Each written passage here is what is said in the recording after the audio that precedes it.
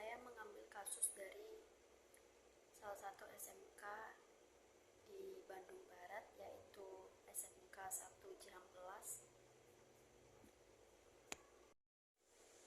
Kasus keracunan makanan dalam program makan bergizi gratis di Kabupaten Bandung Barat menjadi perhatian serius. Lebih dari 1.333 siswa dilaporkan mengalami gangguan kesehatan setelah mengonsumsi makanan dari dapur SPPG. Hasil pemeriksaan Labkesdes Jawa Barat melaporkan bahwa adanya 2 bakteri yang menyebabkan keracunan, yaitu Salmonella sp dan Bacillus cereus. Gejala yang dialami siswa seperti mual, muntah, diare, serta nyeri atau kram perut. Waktu munculnya gejala tidak diterapkan secara rinci, namun secara karakteristik kemungkinan gejala muncul setelah beberapa jam mengonsumsi makanan MBG tersebut.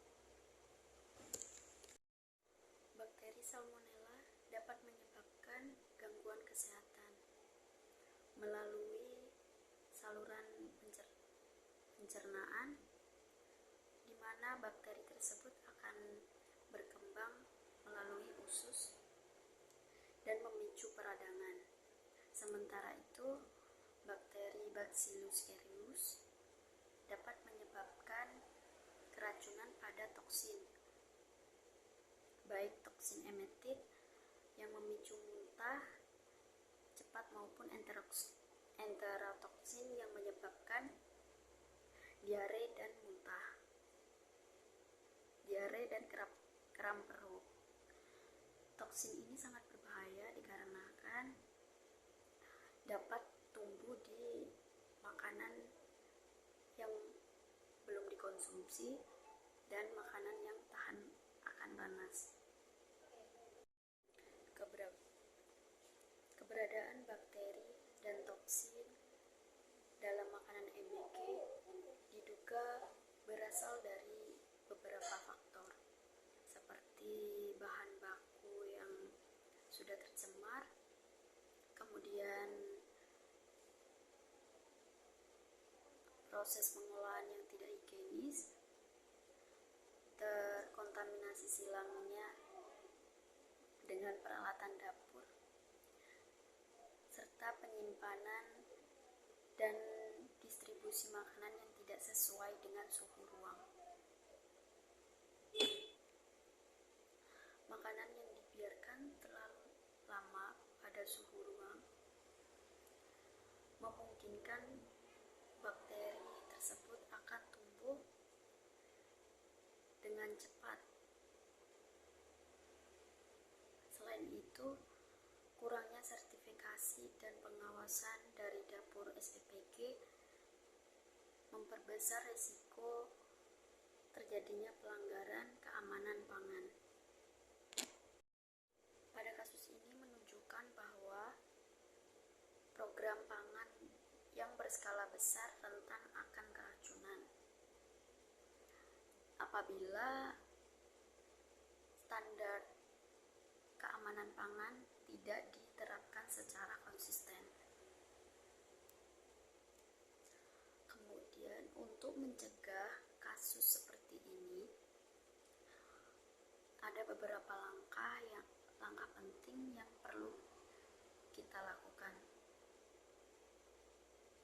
seperti pemerintah dan pengelola MBG harus melakukan seleksi dan pengawasan bahan baku, kemudian memastikan dapur tersebut memiliki SOP yang jelas, serta memberikan pelatihan kepada petugas dapur terkait hygiene dan keamanan pangan.